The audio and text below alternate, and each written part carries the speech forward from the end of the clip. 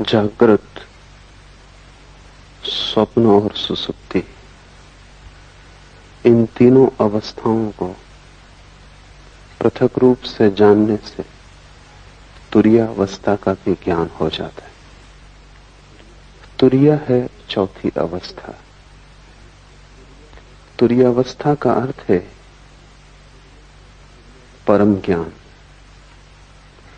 तुरीयावस्था का अर्थ है कि किसी प्रकार का अंधकार भीतर न रह जाए, सभी ज्योतिर्मय हो उठे, जरा सा कोना भी अंतस का अंधकारपूर्ण न हो, कुछ भी न बचे भीतर जिसके प्रति हम जागृत नहीं हो गए।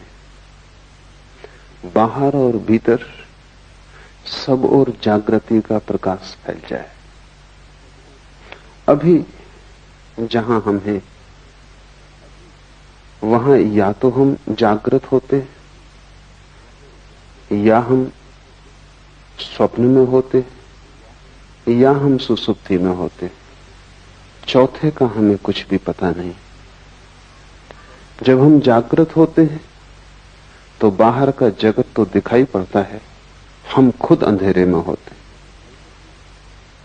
वस्तुएं तो दिखाई पड़ती हैं लेकिन स्वयं का कोई बोध नहीं होता। संसार तो दिखाई पड़ता है लेकिन आत्मा की कोई प्रतीति नहीं होती। ये आधी जागृत अवस्था है, जिसको हम जागरण कहते हैं। सुबह नींद से उठकर वो अधूरा जागरण है, और अधूरा भी कीमती नहीं, क्योंकि व्यर्थ तो दिखाई पड़ता है और सार्थक दिखाई नहीं पड़ता। कूड़ा करकट तो दिखाई पड़ता है, हीरे अंधेरे में खो जाते। खुद तो हम दिखाई नहीं पड़ते कि कौन है, और सारा संसार दिखाई पड़ता है। दूसरी अवस्था है स्वप्न की। हम तो दिखाई पड़ते ही नहीं स्वप्न में, बाहर का संसार भी खो जाता है। सिर्फ संसार से बने हुए प्रतिबिंब मन में तैरते, उन्हीं प्रतिबिंबों को हम जानते और देखते। जैसे कोई दर्पण में देखता हो चांद को, या झील पर कोई देखता हो आकाश के तारों को। सुबह जागकर हम वस्तुओं को सीधा देखते हैं, स्वप्न में हम वस्तुओं के प्रतिबिंब देखते हैं, वस्तुएं भी नहीं दिखाई पड़ती। और तीसरी अवस्था है जिससे हम परिचित हैं, बाहर का जगत भी खो जाता है, वस्तुओं का जगत भी अंधेरे में हो जाता है, और प्रतिबिंब भी नहीं दिखाई पड़ते, स्वप्न भी तिरोहित हो जाता है। तब हम गहन अंधकार में पड़ जाते, उसी को हम सुसुप्ति कहते हैं। सुसुप्ति में न तो बाहर का ज्ञान रहता न भीतर का। जागृत में बाहर का ज्ञान रहता है, और जागृत और सुसुप्ति के बीच की एक मध्य कड़ी है स्वप्न, जहां बाहर का ज्ञान तो नहीं होता लेकिन बाहर की वस्तुओं से बने हुए प्रतिबिंब हमारे मस्तिष्क में तैरते हैं और उन्हीं का ज्ञान होता है। चौथी अवस्था है तुरीया, वही सिद्धावस्था है। सारी चेष्टा उसी को पाने के लिए, सब ध्यान सब योग तुरीयावस्था को पाने के उपाय। तुरीयावस्था का अर्थ है भीतर और बाहर दोनों का ज्ञान। अंधेरा कहीं भी नहीं, न तो बाहर और न भीतर, पूर्ण जागृति, जिसको हमने बुद्धत्व कहा है, महावीर ने जिनत्व कहा है। न तो बाहर अंधकार है न भीतर, सब तरफ प्रकाश हो गया है। वस्तुओं को भी हम जानते हैं, स्वयं को भी हम जानते हैं। ऐसी जो चौथी अवस्था है वो कैसे पाई जाए, इसके ही ये सूत्र है।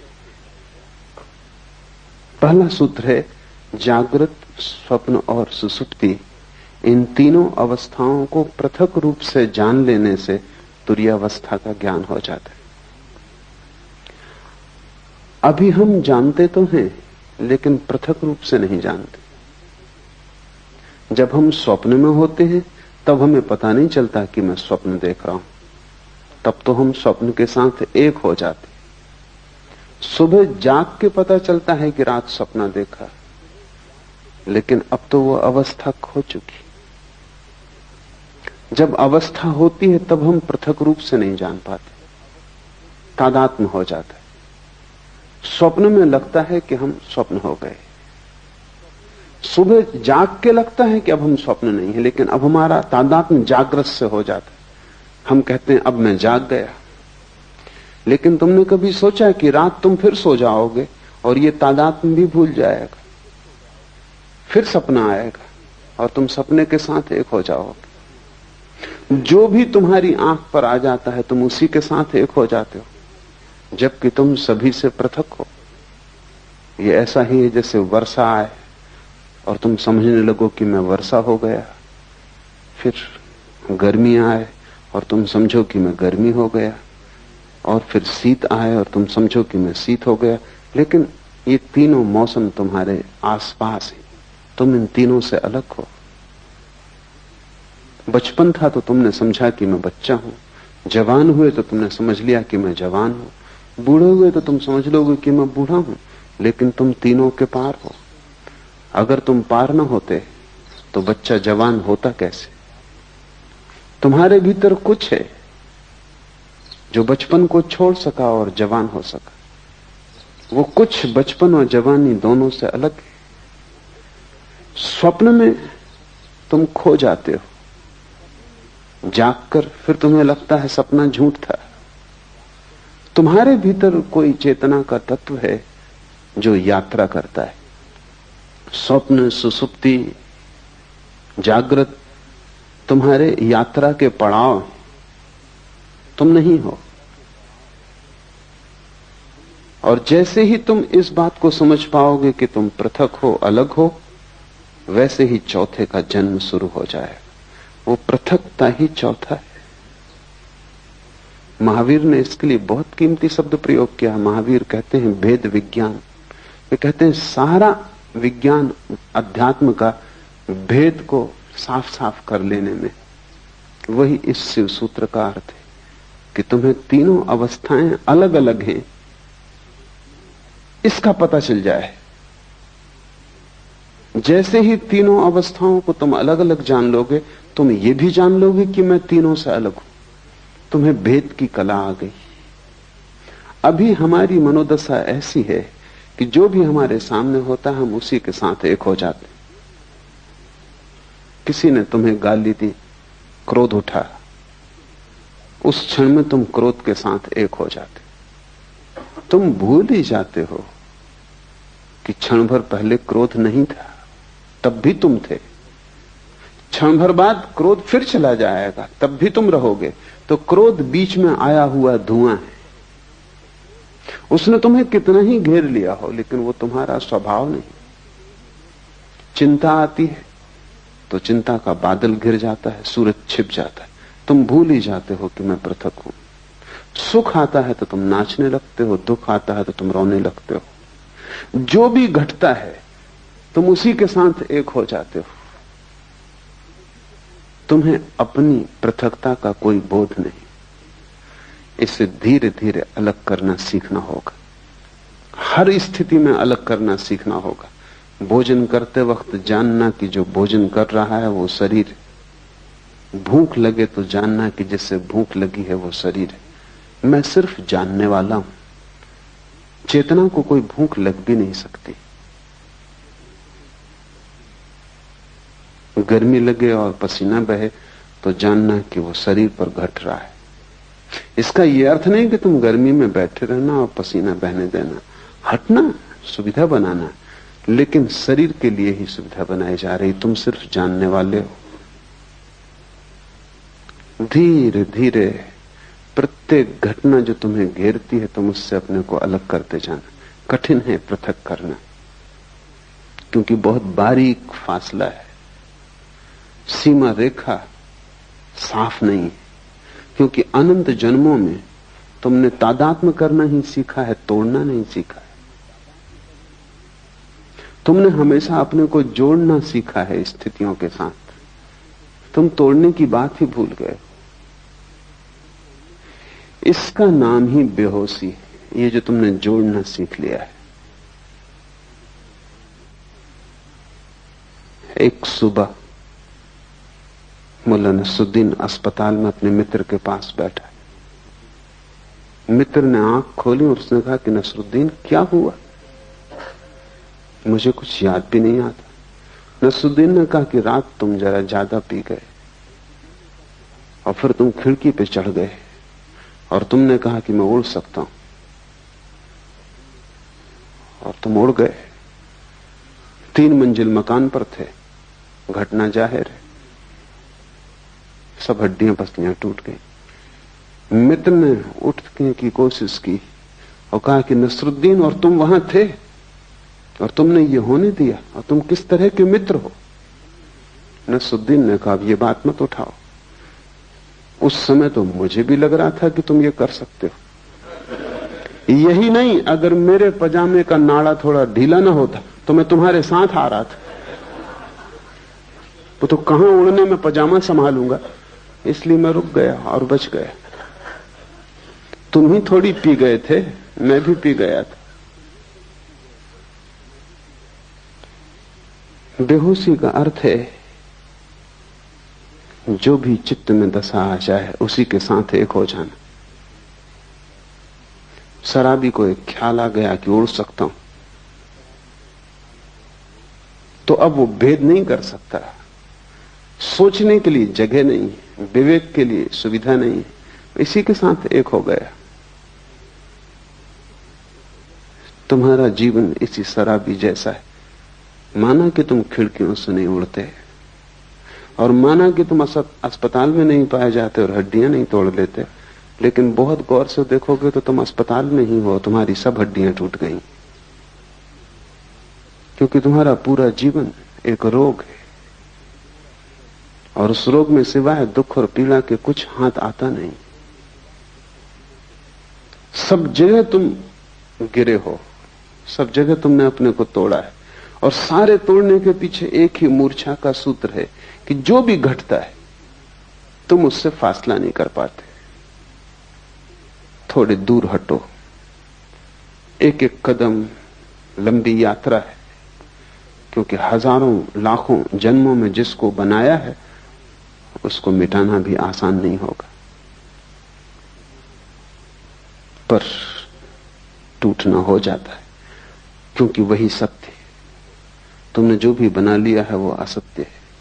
इसलिए हिंदू इसे माया कहते हैं।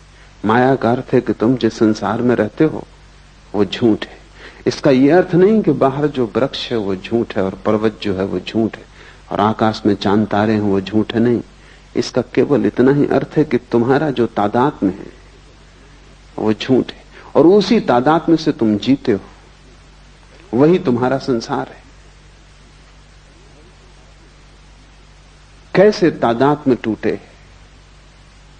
तो पहले तो जागने से शुरू करो, क्योंकि वही थोड़ी सी किरण जागरण की है। स्वप्न से तो तुम कैसे शुरू करोगे? मुश्किल होगा।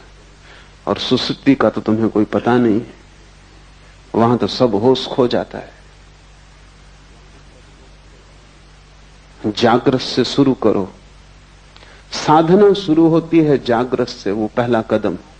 फिर दूसरा कदम है स्वप्न और तीसरा कदम है सुसुप्ति। और जिस दिन तुम तीनों कदम पूरे कर लेते हो, चौथा कदम उठ जाता है। वो चौथा कदम है तुरीयावस्था, वो सिद्धावस्था है।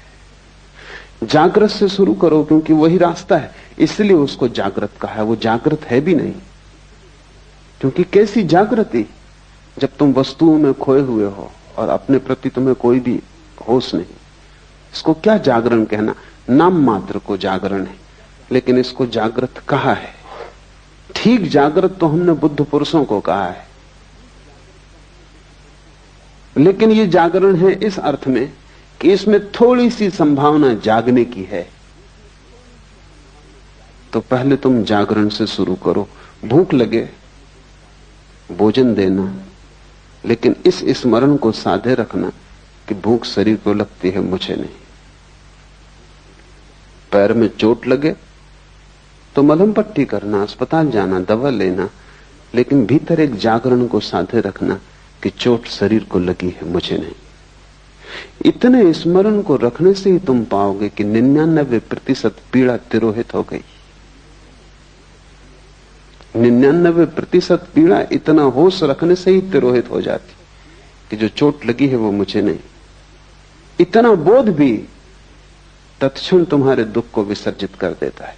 1% बची रहेगी, क्योंकि ये बोध पूरा नहीं है। जिस दिन बोध पूरा हो जाएगा उस दिन समग्र दुख विसर्जित हो जाता है। बुद्ध ने कहा है, जागृत पुरुष का दुख निरोध हो जाता है। तुम उसे दुख नहीं दे सकते, तुम उसके हाथ पैर काट सकते हो, तुम उसकी हत्या कर सकते हो, तुम उसे आग में जला सकते हो, लेकिन दुख नहीं दे सकते। क्योंकि प्रतिपल जो भी घट रहा है वो उससे अलग है। तो जागने से शुरू करो। रास्ते पे चलना जरूर, लेकिन ध्यान रखना कि तुम नहीं चल रहे हो, शरीर ही चल रहा है। तुम कभी चले भी नहीं। तुम चलोगे कैसे? आत्मा का कोई पैर है कि वो चल सके? आत्मा का कोई पेट है कि उसे भूख लग सके? आत्मा की कोई भी वासना नहीं है, सभी वासना शरीर की। आत्मा निर्वासना है, इसलिए न चलती है न चल सकती है।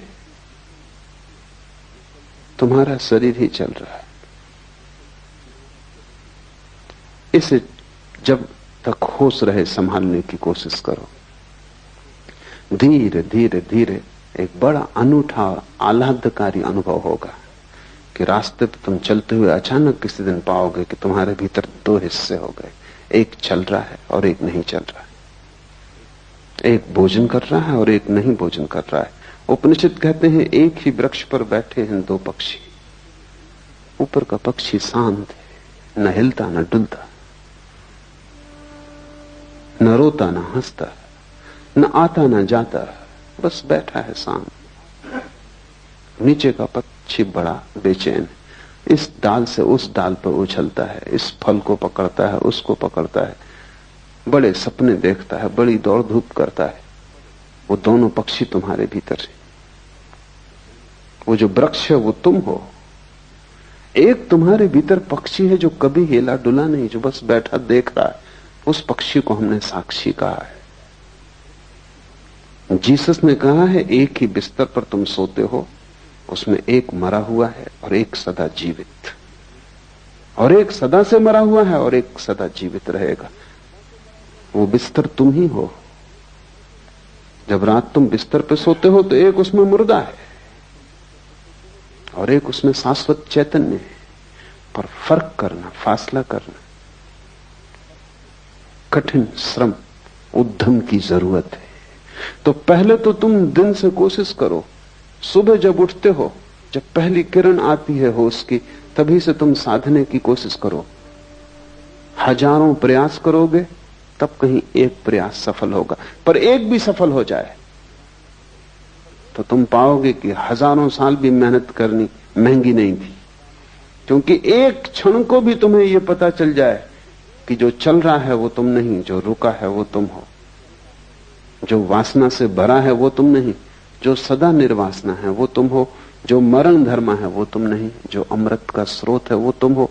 एक क्षण को भी इसका पता चल जाए तो एक क्षण को भी तुम महावीर या बुद्ध हो जाओ या शिवत्व को उपलब्ध हो जाओ तो तुमने महासंपदा का द्वार खोल लिया। फिर यात्रा सरल है। स्वाद के बाद यात्रा बड़ी सरल है। स्वाद के पहले ही सारी कठिनाई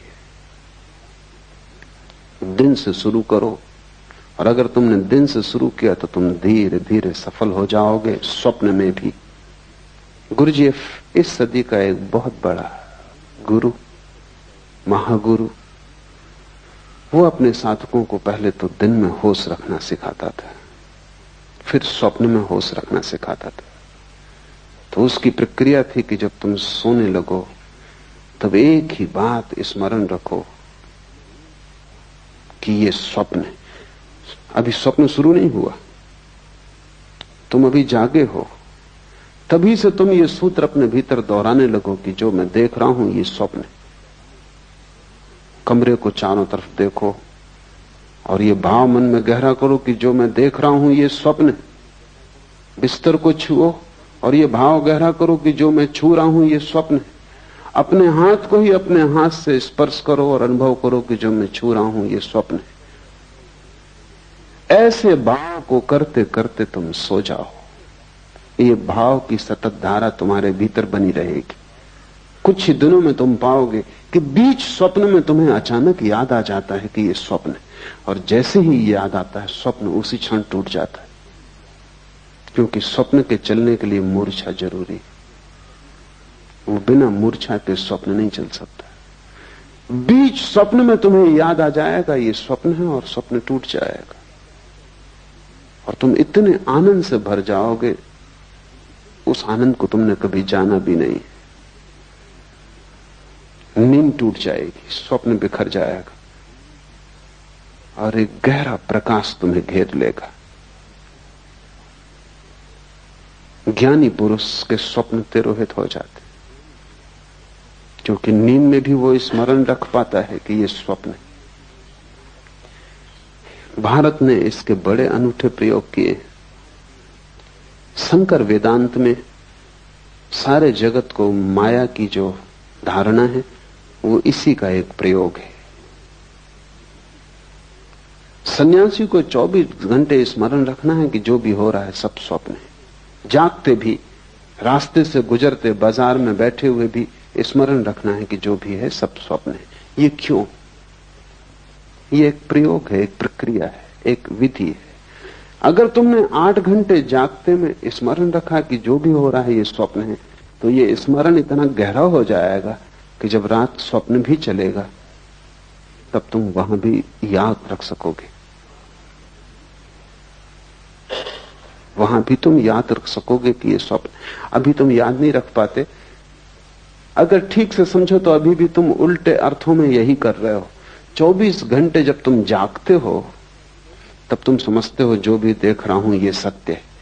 इसी प्रतीति के कारण रात सपने को देख के भी तुम समझते हो कि जो मैं देख रहा हूं वो सत्य है, क्योंकि ये प्रतीति गहरी हो जाती। सपने से झूठा और क्या होगा।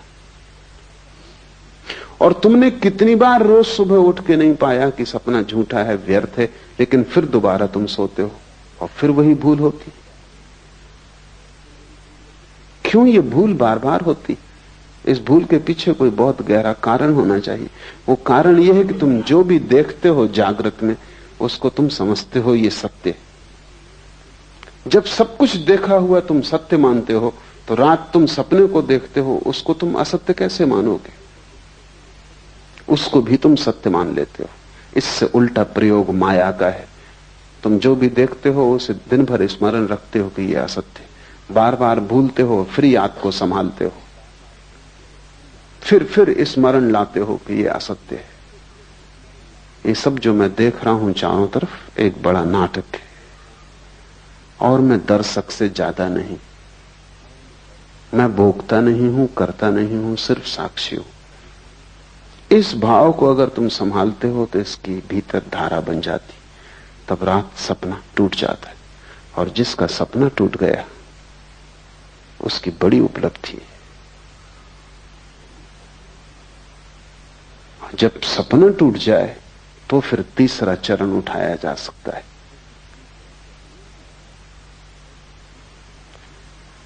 जब सपना टूट जाए तो फिर सुसुप्ति में होश रखने का चरण उठाया जा सकता है। लेकिन तुम्हें अभी बहुत कठिनाई होगी। सीधा उस प्रयोग को करना संभव नहीं, एक एक कदम उठाना पड़े। जब सपना टूट जाता है तब दृश्य कोई भी नहीं रह जाता। दिन में आंख खोल के तुम चलते हो, तुम कितना ही मानो कि जो देख रहे हो वो माया है, तो भी दृश्य तो बचेगा। तुम कितना ही, शंकर भी कितना ही कहते हो कि माया है, तो भी दीवाल से तो निकलेंगे नहीं, निकलेंगे तो दरवाजे से ही। कितना ही कहते हो सब माया है, कंकड़ पत्थर तो नहीं खाएंगे, खाएंगे तो भोजन ही। कितना ही कहते हो माया है, फिर भी तुम होगे तभी बोलेंगे, तुम नहीं होगे तो नहीं बोलेंगे। इसलिए बाहर के जगत के साथ तुम कितनी ही मान्यता को गहन कर लो कि ये माया है, बाहर का जगत तो बना रहेगा, मिट नहीं जाएगा। कोई पत्थर मारेगा फेंक कर तो सिर टूटेगा, खून बहेगा, तुम दुखी मत होगे, तुम पीड़ा नहीं लोगे, तुम कहोगे सब माया है, तुम अपने को दूर रखोगे, लेकिन फिर भी घटना तो घटेगी। लेकिन स्वप्न में एक अनूठी बात है, वो बिल्कुल माया है, इसलिए वहां एक अनूठा प्रयोग हो जाता है। जैसे ही तुम समझते हो कि सपना माया है, सपना खो जाता है, दृश्य विलीन हो जाता है। और जब दृश्य विलीन हो जाता है तभी दृष्टा के प्रति आंख जा सकती है। जब तक दृश्य मौजूद रहता है तब तक तुम बाहर ही देखते हो, क्योंकि दृश्य आकर्षित करता रहता है। जब दृश्य खो जाता है, पर्दा खाली हो जाता, पर्दा भी नहीं रह जाता, तब तुम अकेले छूटते हो। इसलिए ध्यानी आंख बंद करके ध्यान करता है, क्योंकि इस संसार को माया कहना एक विधि है। ये संसार वास्तविक है, ये तुम्हारे सोचने पर निर्भर नहीं। अगर ये स्वप्न भी है तो ब्रह्म का है,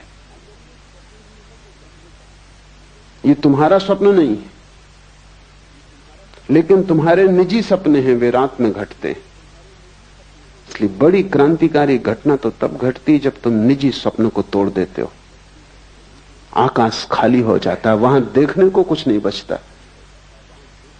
नाटक समाप्त हुआ, घर जाने का वक्त आ गया। अब तुम करोगे भी क्या बैठे बैठे? इस घड़ी में अचानक आंख मुड़ती है, क्योंकि बाहर कुछ भी खोजने को नहीं रह जाता, देखने को नहीं रह जाता, सोचने को नहीं रह जाता, कोई दृश्य नहीं बचता।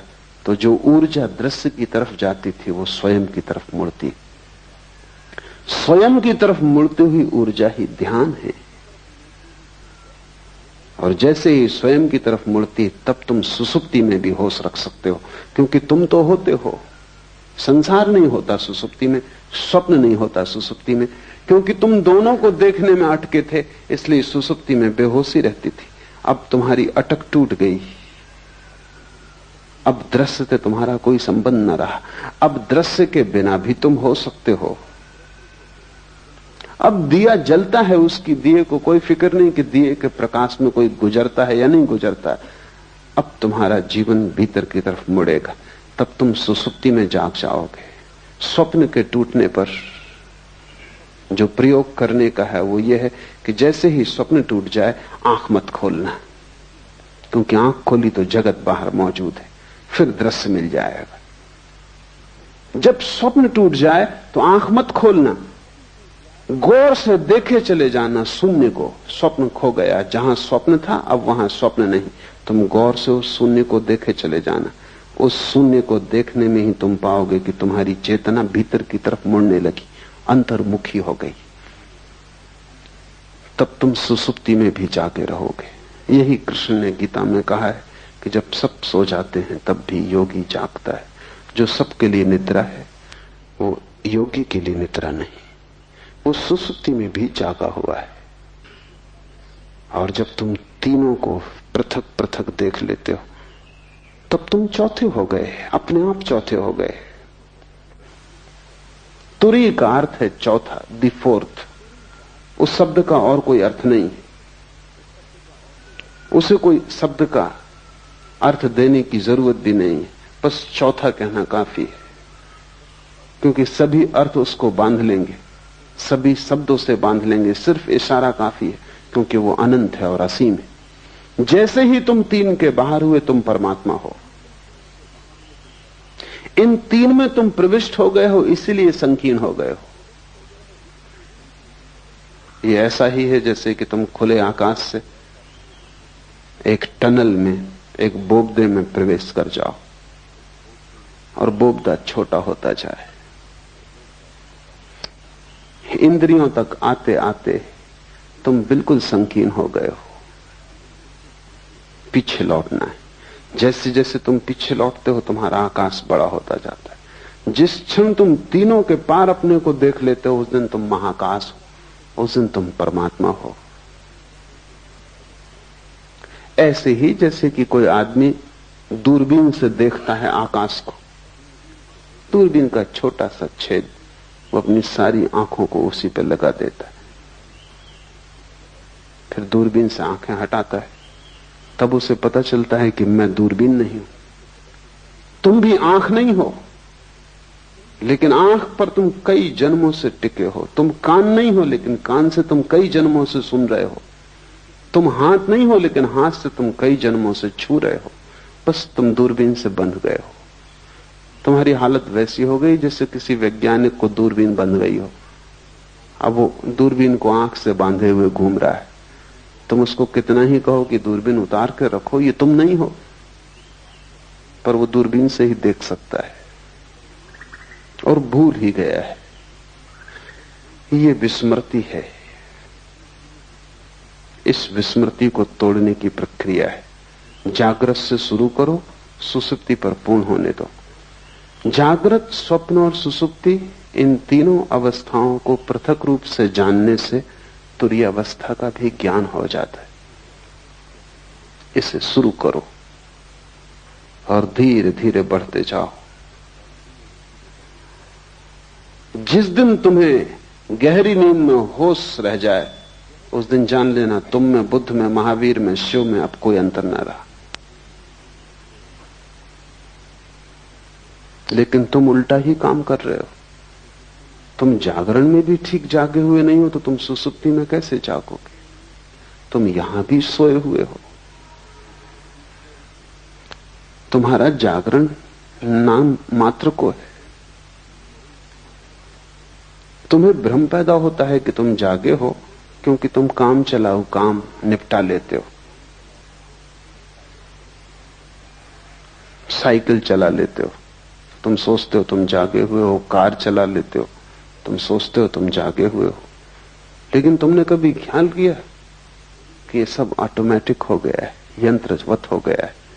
साइकिल चलाने वाला सोचता भी नहीं कि अब बाएं मुड़ना है, अब दाएं मुड़ना है। वो अपने मन में लगा रहता है। साइकिल बाएं मुड़ती, दाएं मुड़ती, वो अपने घर पहुंच जाता है। सोचना या होशपूर्वक चलने की कोई जरूरत नहीं। सब यंत्रवत हो गया है, आदत हो गई है। वो घर पहुंच ही जाता है। कार चलाने वाला चलाता जाता है, कोई जरूरत नहीं है उसको कि वो जागे। हम सब की जिंदगी एक रूटीन, एक बंधी हुई लीक पर घूमने लगती। जैसे कोल्हू के बैल चलते हैं, ऐसे हम चलने लगते। उसी उसी लीक पर रोज चलते हैं। किसी की लीक थोड़ी बड़ी, किसी की थोड़ी छोटी, किसी की थोड़ी सुंदर, किसी की थोड़ी कुरूप, लेकिन लीक होने में कोई फर्क नहीं है। तुम्हारी जिंदगी एक कोल्हू के बैल की भांति है। सुबह उठते हो, एक धारा चलती है, रात सो जाते हो, एक वर्तुल पूरा हुआ, फिर सुबह उठते हो, फिर वही। ये सब इतनी बार तुमने दोहराया है कि अब होश रखने की कोई जरूरत ही नहीं। ये बेहोशी में ही हो जाता है। समय पर भूख लग जाती है, समय पर नींद आ जाती है, समय पर उठ के तुम बाजार चल पड़ते हो। तुम पूरी जिंदगी को ऐसे सोए सोए एक वर्तुल में गुजार रहे हो। कब जागोगे? कब एक झटका दोगे अपने को? कब इस लीक से उठोगे? कब कहोगे कि मैं कोल्हू का बैल होने को राजी नहीं हूं?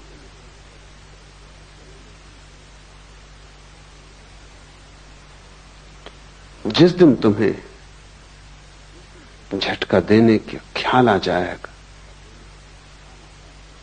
उसी दिन से परमात्मा की यात्रा शुरू हो जाती। मंदिर जाने से तुम धार्मिक नहीं होते, क्योंकि वो भी तुम्हारी कोल्हू की लीक का हिस्सा है। तुम वहां भी चले जाते हो, क्योंकि तुम सदा जाते रहे हो, क्योंकि तुम्हारे माँ बाप जाते रहे, उनके माँ बाप जाते रहे इसी मंदिर में, इसी शास्त्र को तुम पढ़ते रहे हो, तो तुम पढ़ते चले जाते हो। लेकिन ये कोल्हू की लीक है। क्या तुम कभी होशपूर्वक मंदिर गए? होशपूर्वक अगर तुम जा सको तो मंदिर जाने की जरूरत न रह जाएगी। जहां होश हो जाएगा तो वहीं पाओगे मंदिर। होश मंदिर है। लेकिन ईसाई चला जा रहा है चर्च की तरफ, सिख चला जा रहा है गुरुद्वारा की तरफ, हिंदू चला जा रहा है मंदिर की तरफ, बंधे हुए अपनी अपनी लीक पर। तुम्हारी ये सोई सोई अवस्था तुम्हारे अतिरिक्त कोई भी नहीं तोड़ सकता। तो पहली बात जान लेनी जरूरी है कि तुम्हारा जागृत भी सोया हुआ है और योगी का सुसुप्ति भी जागी हुई होती। तुम बिल्कुल उल्टे योगी हो। और जिस दिन तुम इससे विपरीत हो जाओगे उसी दिन जीवन का सार सूत्र तुम्हारे हाथ आ जाएगा। तीनों को अलग अलग जान लो तो जानने वाला तीनों से अलग हो जाता है। तुम मात्र ज्ञान हो, इसके अतिरिक्त कुछ भी नहीं। तुम सिर्फ होश मात्र हो, लेकिन तीनों से अपने को तोड़ो। पढ़ता था मैं एक सूफी फकीर के संबंध में, जुन्नत के बाबत। कोई उसे गाली दे जाता तो वो कहता कि कल आके उत्तर दूंगा।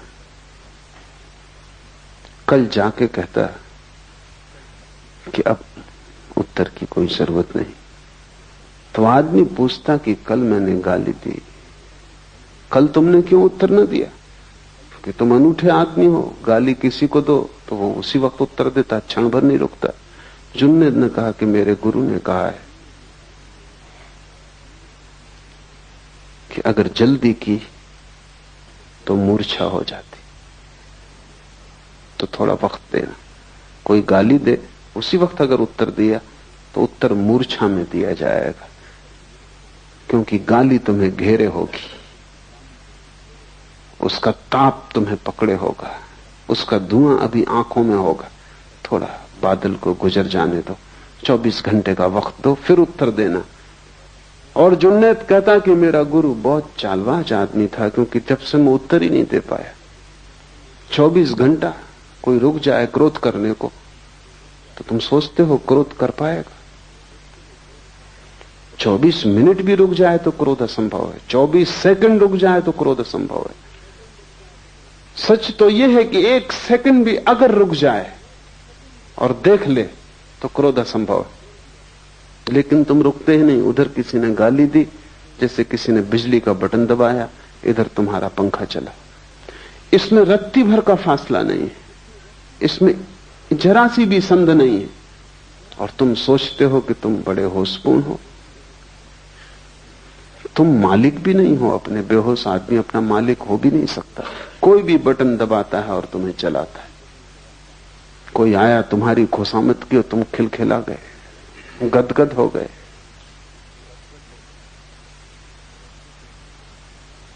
किसी ने तुम्हारा अपमान किया और तुम आंसुओं से भर गए। तुम मालिक हो अपने या हर कोई तुम्हें चलाता है? और जो तुम्हें चला रहे हैं वो भी अपने मालिक नहीं, तुम गुलामों के गुलाम हो।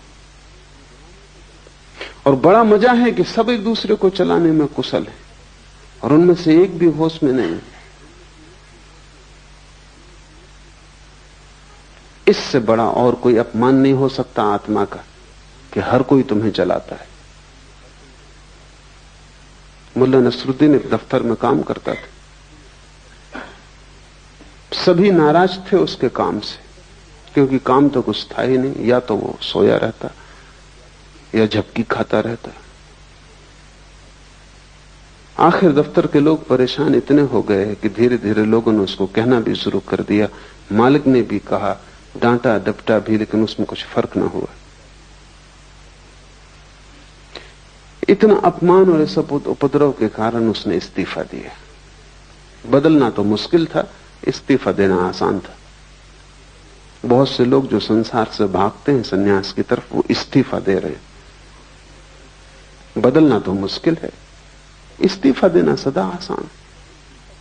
उसने इस्तीफा दिया, सारा दफ्तर प्रसन्न हुआ इस्तीफे से। लोग इतने प्रसन्न हो गए कि मालिक ने कहा कि अब वो जब अपनी तरफ से जा रहा है तो विदाई समारोह करना उचित है। और हम इतने परेशान थे इससे, और ये छोड़ रहा है और छुड़ाने का कोई उपाय नहीं था, एक बोझ हो गया था, इसलिए ठीक से और सच में ही खुश थे वो, इसलिए विदाई समारोह काफी अच्छी तरह आयोजित किया। मिठाई, खाना पीना सब इकट्ठे हुए। नसरुद्दीन बड़ा हैरान हुआ और सभी ने दो दो शब्द उसकी प्रशंसा में भी कहे, क्योंकि विदाई के वक्त नसरुद्दीन खड़ा हुआ गदगद, आंख से आंसू झर रहे हैं। उसने कहा मैं अपना इस्तीफा वापस ले, मुझे पता ही नहीं था कि तुम सब इतना प्रेम मेरे लिए करते। अब इस जीवन में यहां से जाने का कोई कारण नहीं।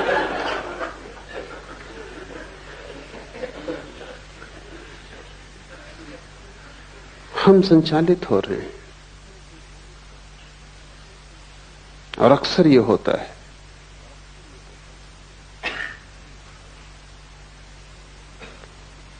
कि चारों तरफ पूरा संसार एक एक व्यक्ति को चला रहा है और मौसम चारों तरफ बदलता रहता है, हजारों तरह के लोग हैं। इसलिए तुम्हारे भीतर एक गहरा विभ्रम और एक कंफ्यूजन है, होगा ही, क्योंकि तुम एक से चालित नहीं हो। एक से चालित तो वही है जो भीतर जागा हुआ है।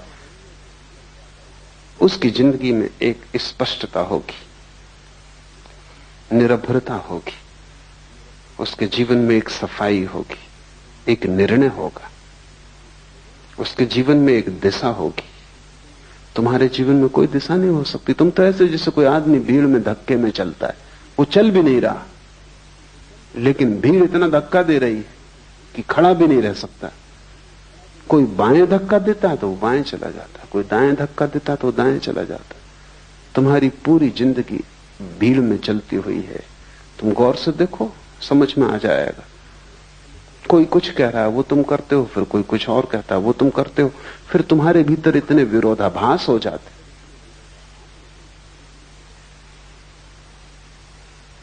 एक आदमी मेरे परिचित हैं, चोट लग गई थी, थोड़ी सी चोट थी, रिक्शा उलट गया था, फिर अस्पताल से भी छूट गए, फिर 6 महीने भी बीत गए, भले चंगे भी हो गए, लेकिन फिर भी वो अपनी बैसाखी। तो मैं उनको पूछा कभी बैसाखी कब छोड़ोगे? कहते छोड़ना तो मैं भी चाहता हूं, मेरा डॉक्टर कहता है बेकार है, लेकिन मेरा वकील कहता है अभी रखो, जब तक मुकदमा तय ना हो जाए। तो किसकी सुनूं? तुम्हारा वकील कुछ कहता, तुम्हारा डॉक्टर कुछ कहता, पत्नी कुछ कहती, पति कुछ कहता, बेटा कुछ कहता, बाप कुछ कहता। चारों तरफ तुम्हें चलाने वाले मालिक, करोड़ों मालिक हैं और तुम अकेले हो, और तुम सबकी सुनते हो। जो भी दबा देता है उसी की सुनते हो। तब तुम्हारे भीतर सब दरारें बढ़ जाती हैं, खंड खंड हो जाता है व्यक्तित्व। जब तक तुम भीतर की न सुनोगे तब तक तुम अखंड नहीं हो सकते। मैं सन्यासी उसे कहता हूं जिसने भीतर की आवाज सुननी शुरू कर दी, और जब वो भीतर की आवाज पर सब दांव लगाने को राजी है। लेकिन भीतर की आवाज तुम्हें समझ में भी ना आएगी जब तक तुम बेहोश हो। तब तक अगर तुमने भीतर की आवाज समझी भी कि भीतर की है तो वो भीतर की ना होगी, वो भी बाहर की आवाज होगी। बेहोश आदमी को भीतर की आवाज का क्या पता? नहीं तो दिल्ली में बैठे सभी राजनीतिक अंतरात्मा की आवाज की बात करते हैं। इंदिरा, गिरी, अंतरात्मा की आवाज। अंतरात्मा का पता कैसे सोए हुए आदमी को? कौन सी आवाज अंतरात्मा की तुम्हें कैसे पता? जो भी आवाज तुम्हारी वासनाओं को तृप्त करती मालूम पड़ती, अंतर्वासना की आवाज, उसे तुम अंतरात्मा की आवाज कहते हो।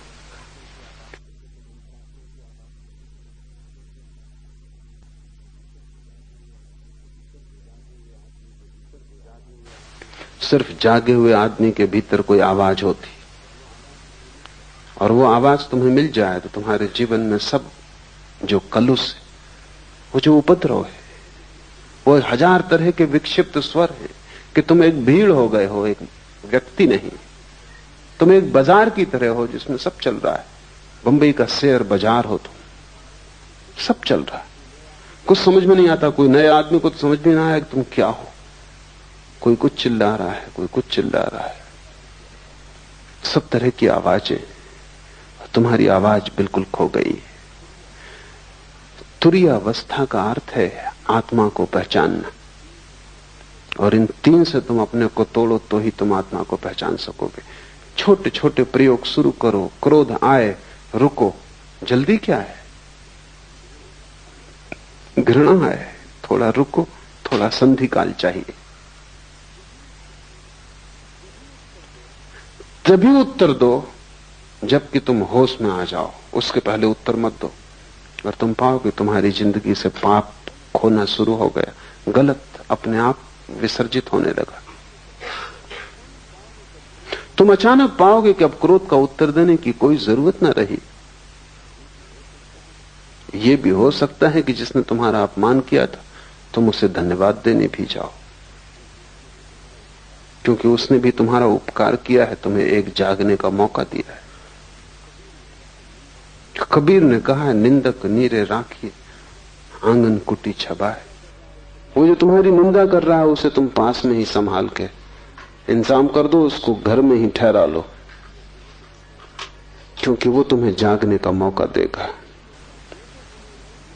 जो तुम्हें मूर्छित होने का मौका देता है, अगर तुम चाहो तो उसी मौके को तुम जागरण की भी सीढ़ी बना सकते हो।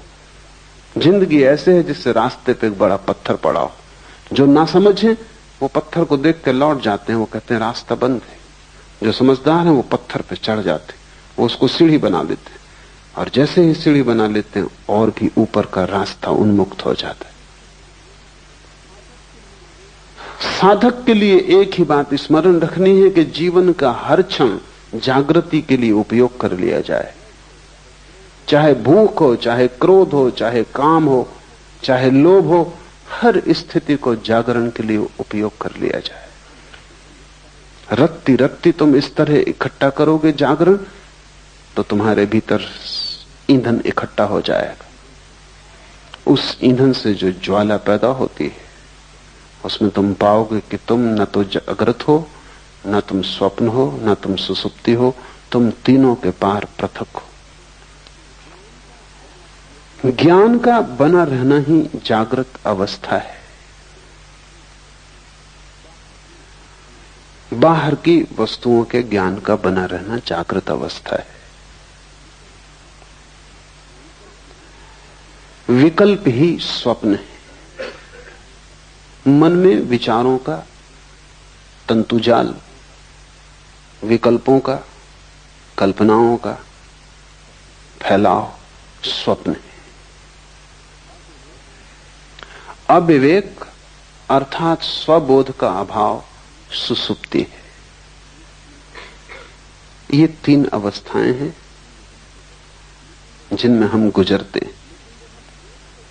लेकिन जब हम एक से गुजरते हैं तो हम उसी के साथ एक हो जाते हैं। जब हम दूसरे में पहुंचते हैं तो हम दूसरे के साथ एक हो जाते हैं। जब हम तीसरे में पहुंचते हैं तो तीसरे के साथ एक हो जाते हैं। इसलिए हम तीनों को अलग अलग नहीं देख पाते। अलग देखने के लिए थोड़ा फासला चाहिए, परिप्रेक्ष्य चाहिए। अलग देखने के लिए थोड़ी सी जगह चाहिए। तुम्हारे और जिसे तुम देखते हो दोनों के बीच में थोड़ा रिक्त स्थान चाहिए। तुम आईने में भी अगर बिल्कुल सिर लगा के खड़े हो जाओ तो अपना प्रतिबिंब न देख पाओगे, थोड़ी दूरी चाहिए। और तुम इतने निकट खड़े हो जाते हो जागृत के, स्वप्न के, सुसुप्ति के, कि तुम बिल्कुल एक ही हो जाते हो। तुम उसी के रंग में रंग जाते हो। और ये दूसरे के रंग में रंग जाने की आदत हमारी इतनी गहन हो गई है कि हमें पता भी नहीं चलता, और इसका शोषण किया जाता है। अगर तुम हिंदू हो और तुमसे कहा जाए कि मस्जिद खड़ी, इसमें आग लगा दो, तुम 1000 बार सोचोगे, विचार करोगे कि ये क्या उचित है। और मस्जिद भी उसी परमात्मा के लिए समर्पित है। ढंग होगा और सीढ़ी का रंग होगा और रास्ते की व्यवस्था होगी और, लेकिन मंजिल वही है। लेकिन हिंदुओं की एक भीड़ मंदिर मस्जिद को आग लगाने जा रही हो, तुम उस भीड़ में हो, तब तुम नहीं सोचते, क्योंकि तुम भीड़ के रंग में रंग जाते हो। तब तुम मस्जिद को जला दोगे। और बाद में कोई अगर तुमसे पूछेगा कि तुम ये कैसे कर सके, तो तुम भी सोचोगे और कहोगे कि आश्चर्य है कि मैं कैसे कर सका, अकेले तुम ये ना कर पाते। लेकिन भीड़ में तुम क्यों खो गए? क्योंकि खोने की तुम्हारी आदत है। कोई मुसलमान इतना बुरा नहीं है अकेले में जितना भीड़ के साथ बुरा होता है। कोई हिंदू इतना बुरा नहीं है अकेले में जितना भीड़ के साथ बुरा होता है। किसी अकेले आदमी ने इतने पाप नहीं किए जितने भीड़ ने पाप किए। क्यों?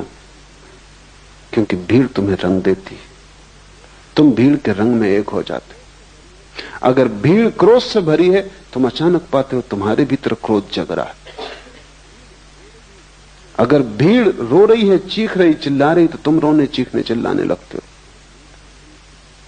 अगर भीड़ प्रसन्न है, तुम अपना दुख भूल जाते हो और प्रसन्न हो जाते हो। ख्याल करो, तुम किसी के घर गए हो, कोई मर गया है, वहां अनेक लोग रो रहे हैं, अचानक तुम पाते हो तुम्हारे भीतर भी रुदन उठा आ रहा है।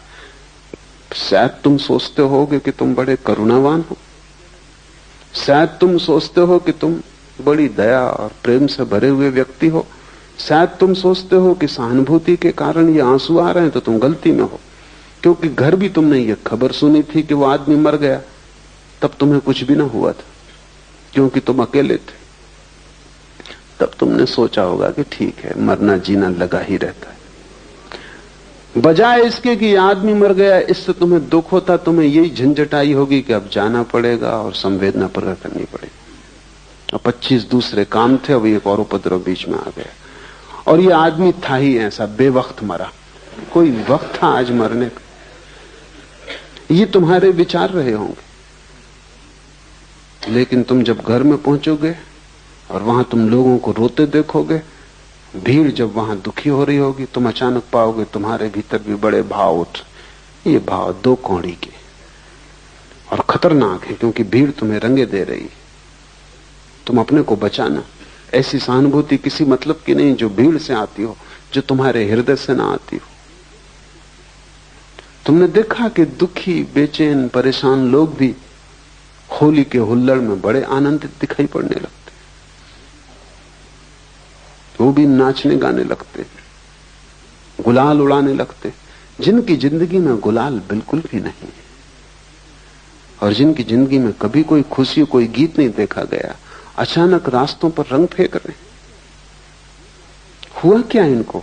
यही आदमी कल चला जा रहा था, मरा मरा, इसका पैर नहीं उठ रहा था, इसकी जिंदगी ऐसी थी जैसे सुसुप्त, और यही आदमी आज नाच रहा है। भीड़ ने रंग दिया ऐसे। साधक को भीड़ से सावधान होना चाहिए। तुम अपनी आवाज खोजो, अपना स्वर खोजो। भीड़ तुम्हें सदा से धक्के दे रही है और तुम भीड़ के साथ, जो भीड़ तुम्हें बनाती है वही तुम हो जाते हो। ये क्यों हो पाता है? ये इसलिए हो पाता है कि तुम पृथकता अपनी अनुभव नहीं करते, और जहां भी तुम्हें अपनी पृथकता खोने का मौका मिलता है, तुम तत्क्षण खो देते हो। तुम उधार बैठे हो कि कहीं भी डूब जाओ। नींद आई तो नींद में डूब गए, जागृत आया तो जागृत में डूब गए, स्वप्न आया तो स्वप्न में डूब गए। लोग दुखी हैं तो तुम दुखी हो गए, लोग सुखी हैं तो तुम सुखी हो गए। तुम हो या सिर्फ तुम एक डूबने का बिंदु हो? तुम्हारा कोई अस्तित्व है, तुम्हारा कोई केंद्र है। उस केंद्र का नाम ही आत्मा है। अपने अस्तित्व को जगाओ, डूबने से बचो। इसलिए सारे धर्म शराब के विरोध में। शराब में ऐसी कोई खराबी नहीं, लेकिन सभी धर्म विरोध में। कारण कुल इतना ही है कि वो डूबने का रास्ता है। सभी धर्म जगाने के पक्ष में, और जो आदमी शराब पी रहा है वो डूब रहा है। जो जो चीजें डुबाती हैं तुम्हें, जिन जिन चीजों से तुम और भी ज्यादा मूर्छित होते हो, तुम वैसे ही काफी मूर्छित हो। रत्ती भर तुम में जरा सा होश है, तुम उसी को भी खोने के लिए तैयार रहते हो।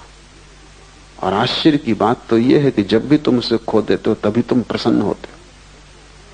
तुम जैसा मूल खोजना असंभव है, क्योंकि जब तुम उसे खो देते हो तभी तुम कहते हो कि बड़ा आनंद है। क्यों? क्योंकि वो जो थोड़ा सा होश है वो तुम्हें जिंदगी की समस्याओं को देखने में सहायता देता है। वो तुम्हें जिंदगी के प्रति चैतन्य बनाता है और चिंता से भरता है। वो तुम्हें होश से भरता है कि तुम होश में नहीं हो। वो जो छोटा सा तुम्हारे भीतर किरण है वो तुम्हारे अंधकार को प्रकट करती, जो कि गहन है। तुम उस किरण को भी बुझा देना चाहते हो कि न रहेगी किरण, न रहेगा बांस, न बजेगी बांसुरी। न रहेगी किरण, न अंधेरे का पता चलेगा, क्योंकि उस किरण की वजह से अंधेरा पता चलता। हटाओ इस किरण को, पी लो शराब, डूब जाओ किसी भीड़ के उपद्रव में, राजनीति में, इसमें उसमें, कहीं भी अपने को लगा दो ताकि तुम अपने को भूल जाओ। पश्चिम के मनोवैज्ञानिक लोगों को कहते हैं कि तुम अगर अपने को भुला सको तो ही तुम स्वस्थ रह सकोगे,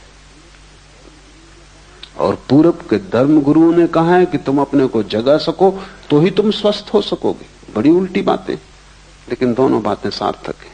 पश्चिम का मनोवैज्ञानिक तुम जैसे हो उसको स्वीकार करता है। तुम जैसे हो ऐसे ही तुम रह सको, जी सको, किसी तरह गुजार सको जिंदगी, उसमें सहायता पहुंचाता है। वो ठीक कह रहा है। वो कह रहा है किसी तरह अपने को बुला दो।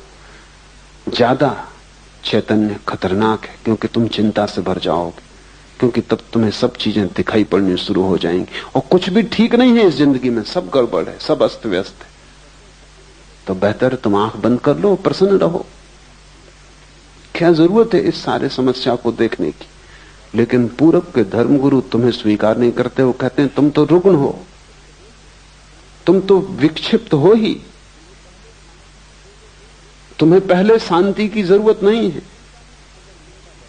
कोई चिंता नहीं अगर चिंता बढ़े और तुम्हारे भीतर बेचैनी आए, कोई हर्ज नहीं, क्योंकि उसी के द्वारा तुम बदलोगे, क्रांति होगी। ये तो ऐसा है जैसे एक आदमी कैंसर से पड़ा है और हम कुछ भी नहीं कर सकते, तो हम उसको मार्फिया देते हैं कि तुम अपना आराम से तो पड़े रहो। लेकिन पूरब के धर्मगुरु कहते हैं मार्फिया से जीवन क्रांति नहीं होती। जगाओ, रूपांतरण हो सकता है। और आदमी जैसा है ये उसकी अंतिम अवस्था नहीं, ये उसकी प्रथम अवस्था तक नहीं। ये तो यात्रा के बिल्कुल बाहर ही खड़ा है, द्वार के। अभी इसने भीतर प्रवेश भी नहीं किया। महा आनंद की संभावना है। लेकिन तुम जैसे हो सोए,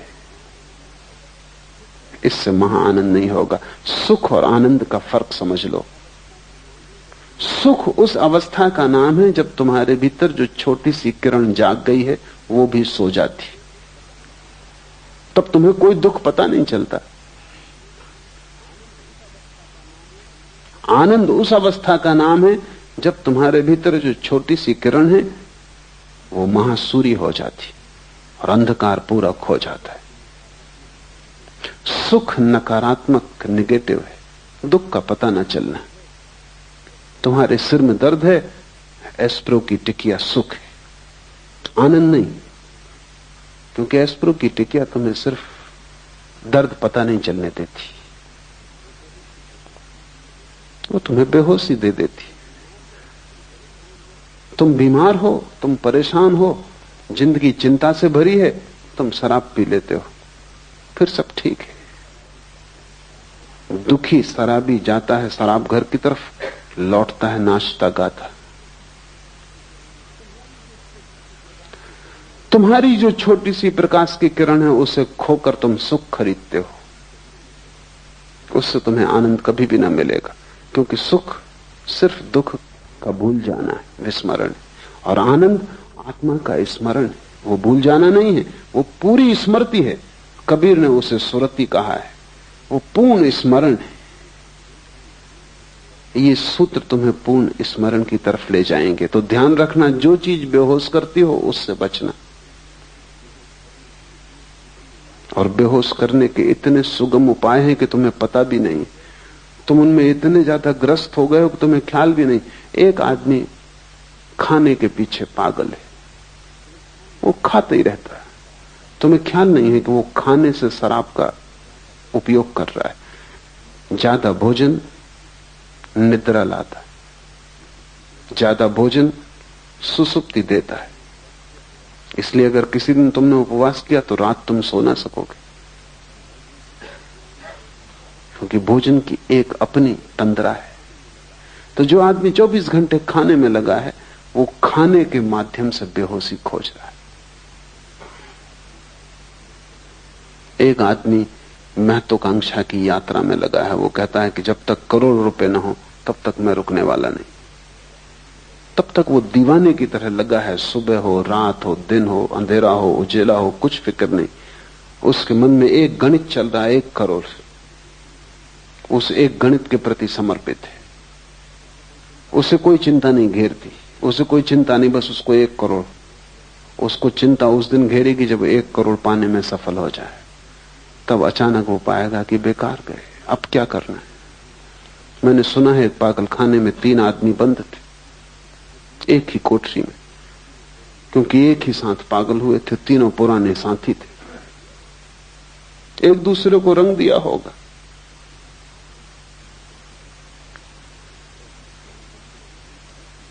एक मनोवैज्ञानिक उनका अध्ययन करने आया था, तो उसने पागलखाने के डॉक्टर को पूछा कि इसमें नंबर 1 की क्या तकलीफ है। उसने कहा, ये नंबर 1 एक रस्सी में लगी हुई गांठ को खोलने का उपाय कर रहा था और खोल नहीं पाया, उसी में पागल हुआ।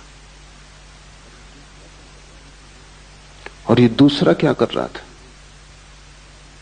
कि ये भी वही गांठ खोल रहा था रस्सी में लगी, और खोलने में सफल हो गया और इसीलिए पागल हुआ। वो मनोवैज्ञानिक थोड़ा हैरान हुआ। उसने कहा, ये तीसरे सज्जन? उसने कहा, ये वो सज्जन है जिनने गांठ लगाई थी।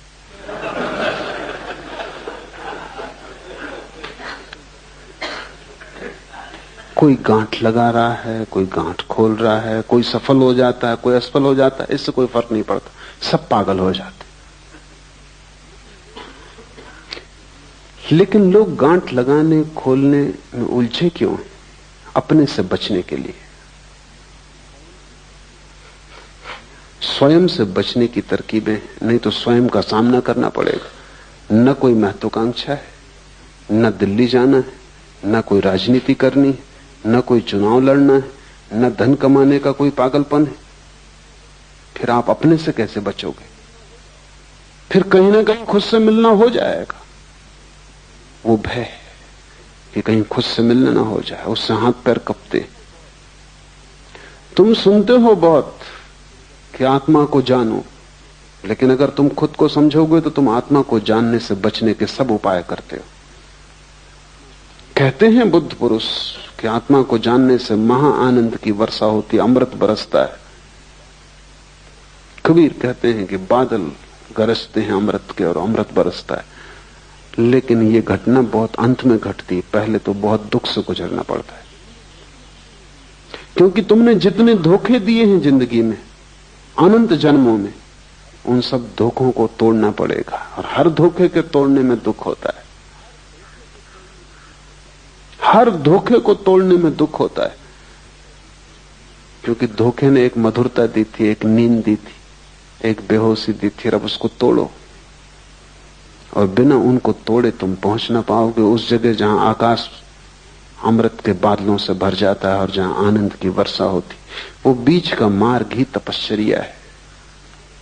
जागने से शुरू करो तुम्हारे तप को, फिर स्वप्न में ले जाओ, फिर सुसुप्ति में ले जाओ।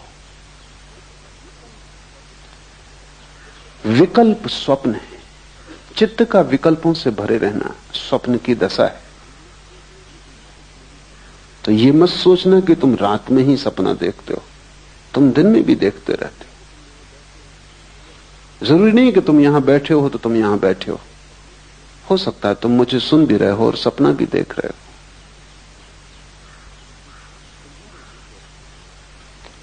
तुम्हारे भीतर 24 घंटे एक अंतर्धारा सपने की चलती रहती। जागने में भी भीतर तो एक सपना तुम्हें घेरे ही रहता है, कुछ ना कुछ चलता ही रहता है। कभी भी आंख बंद करो और तुम पाओगे कि भीतर कुछ चल रहा है। यह हालत ऐसी है जैसे दिन में, रात में तो आकाश में तारे दिखाई पड़ते हैं, दिन में दिखाई नहीं पड़ते क्योंकि सूरज के प्रकाश में ढक जाते। इससे तुम ये मत समझना कि खो जाते, वो अपनी जगह है, खोएंगे कहां, जाएंगे कहां।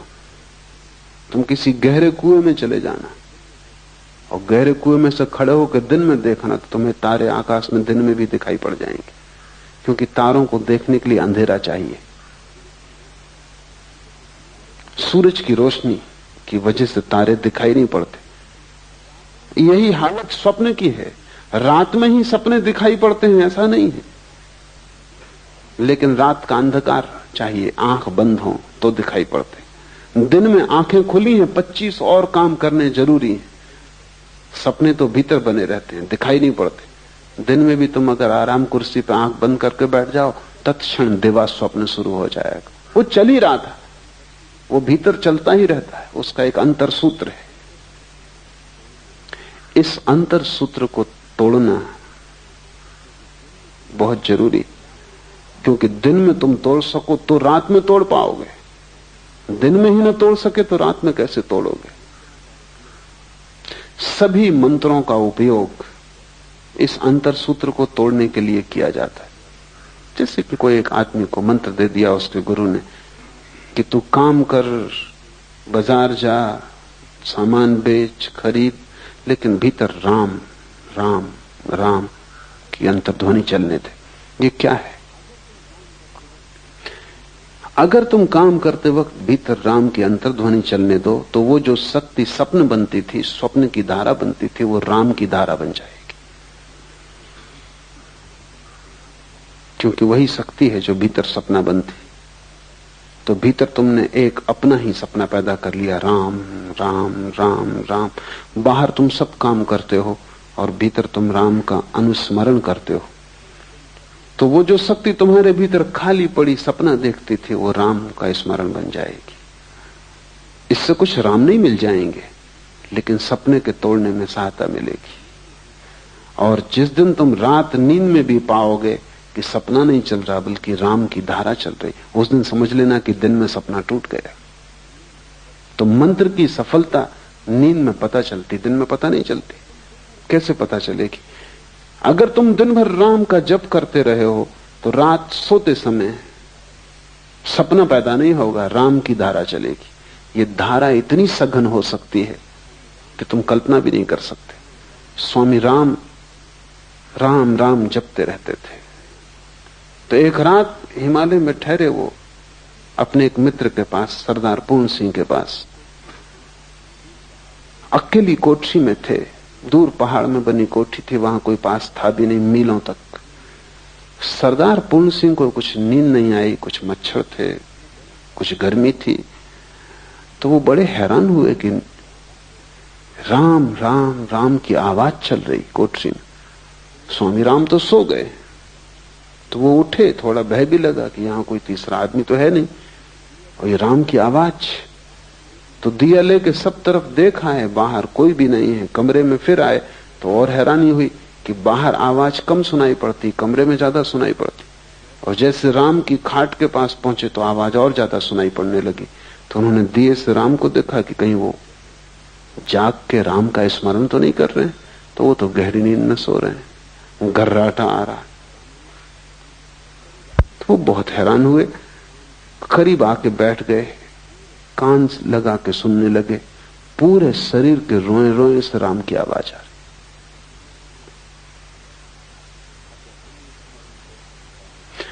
अगर अनुस्मरण बहुत गहरा हो जाए तो यह घटना घटती, क्योंकि सपने में बड़ी ऊर्जा नष्ट हो रही। तुम्हारे सपने मुफ्त तुम्हें नहीं मिले, उनमें है कुछ भी नहीं, लेकिन कीमत बहुत चुकानी पड़ी, क्योंकि रात भर तुम सपना देखते हो। अभी सपने पर बड़ी वैज्ञानिक शोध होती है। तो वैज्ञानिक कहते हैं कि रात में हर आदमी, साधारण स्वस्थ आदमी, कम से कम 8 सपने देखता है, और एक सपने का अंतराल करीब करीब 15 मिनट का होता है। एक सपना 15 मिनट,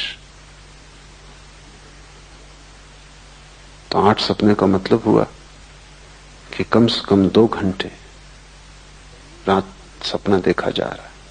और ये बिल्कुल सामान्य स्वस्थ आदमी जिसमें कोई मानसिक विकार नहीं, ऐसा आदमी खोजना मुश्किल है। आम आदमी तो रात के 8 घंटे की नींद में करीब करीब 6 घंटे सपना देखता है। ये 6 घंटे जो सतत सपने की धारा भीतर चल रही है, इसमें तुम्हारी शक्ति नष्ट हो रही है। ये मुफ्त नहीं है, ये तुम खरीद रहे हो अपने जीवन को देकर। मंत्र इस शक्ति को राम में केंद्रित कर लेता है, या कृष्ण में, या क्राइस्ट में, या ओंकार में, कोई भी शब्द काम दे देगा। कोई जरूरत नहीं भगवान का नाम, खुद का नाम भी अगर तुमने दोहराया तो काम दे देगा। अंग्रेज कवि हुआ टेनिसन, उसने अपने संस्मरण में लिखा है कि मुझे बचपन से ही न मालूम कैसे ये हो गया कि जब मुझे नींद ना आती थी तो मैं अपने को जोर जोर से कहता था टेनिसन टेनिसन टेनिसन, और मुझे नींद आ जाती। फिर मुझे तरकीब हाथ पड़ गई कि जब भी मैं बेचैन होता तो मैं भीतर कहता टेनिसन टेनिसन टेनिसन, मेरी बेचैनी खो जाती। फिर मैंने इसका मंत्र बना लिया। अपना ही नाम भी अगर तुम लोगे तो उतना ही लाभ हो सकता है, हालांकि होगा नहीं, क्योंकि तुम्हें अपने नाम पर उतना भरोसा नहीं हो सकता। बाकी फर्क कुछ भी नहीं, राम कहो रहीम कहो, उससे कोई फर्क नहीं पड़ता। कोई भी नाम हो, उससे कोई फर्क नहीं पड़ता। सवाल नाम का नहीं, शब्द सभी एक जैसे, और सभी नाम परमात्मा के। तुम्हारा नाम भी, कोई भी एक शब्द को पकड़ के अगर दोहराया जाए तो उसका एक संगीत भीतर पैदा हो जाता है, एक ध्वनि पैदा हो जाती। उस ध्वनि में स्वप्न की जो ऊर्जा है वो लीन हो जाती। मंत्र स्वप्नों को नष्ट करने के उपाय है, उनसे कोई परमात्मा को नहीं पाता, लेकिन स्वप्न को नष्ट करना परमात्मा को पाने के मार्ग पर बड़ा कदम है। मंत्र एक प्रक्रिया है, एक विधि है, एक औजार है, एक हथौड़ी है, जिससे हम सपनों को चकनाचूर कर देते।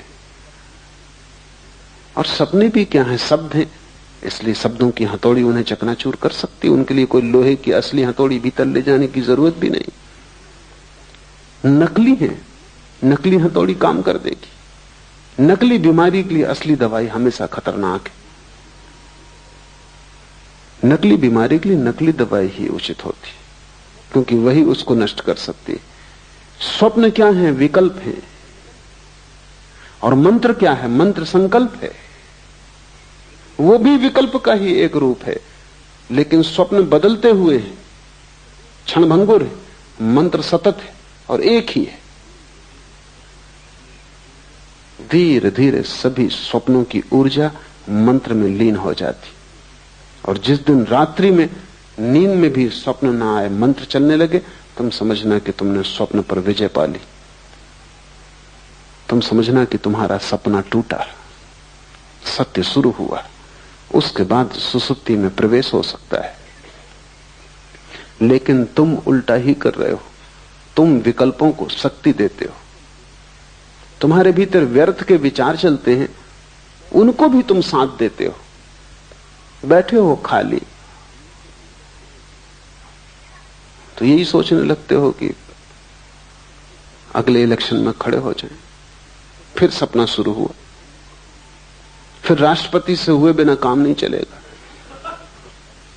फिर तुम सपने में राष्ट्रपति हो जाते हो, स्वागत समारोह हो रहे हैं, और तुम इस सबको रस ले रहे हो, और तुम कभी भी नहीं सोचते कैसी मूढ़ता है, क्या तुम कर रहे हो। तुम एक व्यर्थ के विकल्प को ऊर्जा दे रहे हो, साथ दे रहे हो। और ऐसे ही व्यर्थ के विकल्पों से भरा हुआ तुम्हारा चित्त है। अगर हम आदमी के जीवन की पूरी खोजबीन करें तो 99% इसी तरह के सपनों में खो जाता है। धन के सपने, साम्राज्य के सपने, शक्ति के सपने। तुम पा भी लोगे तो क्या मिलेगा? अमेरिका का एक बहुत प्रसिद्ध प्रेसिडेंट हुआ, काल्विन कूलिच। बड़ा शांत आदमी था, भूल से ही वो राष्ट्रपति हो गया, क्योंकि उतने शांत आदमी उतनी अशांत जगहों तक पहुंच नहीं सकते। वहां पहुंचने के लिए बिल्कुल पागल दौड़ चाहिए। वहां जो जितना ज्यादा पागल, वो छोटे पागलों को दबा के आगे निकल जाता। कूलिच कैसे पहुंच गया, ये चमत्कार है। वो बिल्कुल शांत आदमी था, न बोलता न चालता। कहते हैं किसी किसी दिन ऐसा हो जाता कि 10-5 शब्दों से ज्यादा ना बोलता।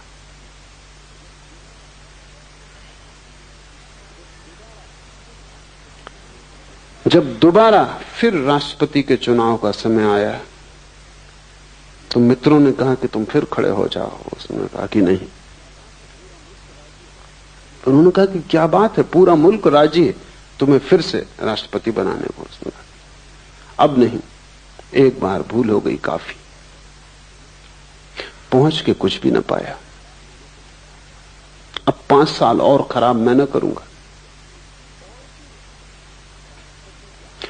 और फिर राष्ट्रपति के आगे बढ़ती का कोई उपाय भी नहीं है। जो रह चुके रह चुके, अब उसके आगे जाने की कोई जगह भी नहीं है।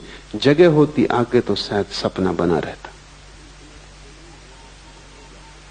इसलिए तुम्हें पता नहीं, जो लोग सफल हो जाते हैं सपनों में, उनसे ज्यादा असफल आदमी खोजना मुश्किल है। क्योंकि सफलता के आखिरी कगार पर उन्हें पता चलता है जिसके लिए दौड़े, भागे, पा लिया, यहां कुछ भी नहीं है। यद्यपि अपनी मूढ़ता छिपाने को वो पीछे जो लोग अभी भी दौड़ रहे हैं उनकी तरफ देख कर मुस्कुराते रहते हैं, हाथ हिलाते रहते, विजय का प्रतीक बताते रहते। वो हार गए और विजय का प्रतीक बताते रहते हैं जो पीछे ना समझ अभी और दौड़ रहे हैं। अगर दुनिया के सभी सफल लोग ईमानदारी से कह दें कि उनकी सफलता से उन्हें कुछ भी ना मिला है, तो बहुत से व्यर्थ सपनों की दौड़ बंद हो जाए। लेकिन ये उनके अहंकार के विपरीत है कि वो कहें उन्हें कुछ भी नहीं मिला। पीछे तो वो यही बताते रहते हैं कि उन्होंने परम आनंद पा लिया है। वो जिसकी पूंछ कट गई हो, वो दूसरों की पूंछ कटवाने का इंतजाम करता रहता। अन्यथा पूंछ कटा अकेला होगा तो बड़ी गिलानी होगी। सबकी कट जाए।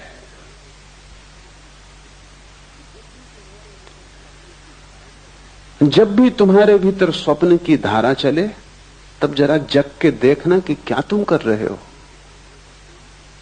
बच्चे शेक्सपियरियों की कहानियां पढ़ते हैं, वो सब कहानियां तुम्हारे संबंध में। मन शेक्सपियर है, और जब तक तुम स्वप्न देखते हो तब तक तुम शेक्सपियर रहोगे। शेक्सपियर का मतलब है व्यर्थ के सपने देख रहा है और उन सपनों को सच मान रहा है। भगवान न करे कि वो सपने सच हो जाएं, क्योंकि उनको सच करने में बड़ी शक्ति लगानी पड़ेगी, और जब वे सच हो जाएंगे तब तुम पाओगे उनसे कुछ भी न पाया। हाथ राख लगती है सदा। इस संसार की सभी सफलताएं राख में बदल जाती, लेकिन जब तक राख हाथ में आती तब तक जीवन हाथ से निकल चुका होता है, लौटने का उपाय नहीं होता। और तब तक सिर्फ छिपाने की बात रह जाती है कि लोगों से छिपा लो कि तुम्हारा जीवन व्यर्थ नहीं गया, तुम बड़े सार्थक हो गए हो, तुमने कुछ पा लिया है। विकल्प ही स्वप्न है, इन विकल्पों को शक्ति मत देना। और जब भीतर स्वप्न चले तब हिला के अपने को जगा लेना और स्वप्न को तोड़ देना जितने जल्दी हो सके। मंत्र उपयोगी हो सकता है स्वप्न को तोड़ने में। मंत्र के संबंध में हम आगे विचार करेंगे, कैसे मंत्र कारगर हो सकता है। मंत्र निश्चित ही स्वप्न को तोड़ देता है। और अविवेक अर्थात स्वबोध का अभाव सुसुप्ति है, और जहां सभी कुछ खो जाता है, कोई विवेक न रह जाता, कोई होश नहीं रह जाता, न बाहर का कोई होश न भीतर का कोई होश, जहां तुम सिर्फ एक चट्टान की भांति हो जाते हो गहन तंद्रा में। लेकिन तुम देखो कि तुम्हारा जीवन कैसा उपद्रव होगा, क्योंकि जब भी तुम गहरी तंद्रा में हो जाते हो तभी सुबह उठ के तुम कहते हो कि रात बड़ी आनंददायी नींद आई। थोड़ी देर सोचो कि तुम्हारा जीवन कैसा नरक होगा कि तुम्हें सिर्फ नींद में सुख आता है, बेहोशी में भर सुख आता है, बाकी तुम्हारा जीवन एकदम दुख ही दुख है। अच्छी नींद आ जाती तो तुम कहते हो काफी हो गए, और नींद का अर्थ है बेहोशी। लेकिन ठीक ही है, तुम्हारे लिए काफी हो गया, क्योंकि तुम्हारी पूरी जिंदगी सिर्फ चिंता, तनाव, बेचैनी के अतिरिक्त और कुछ भी नहीं।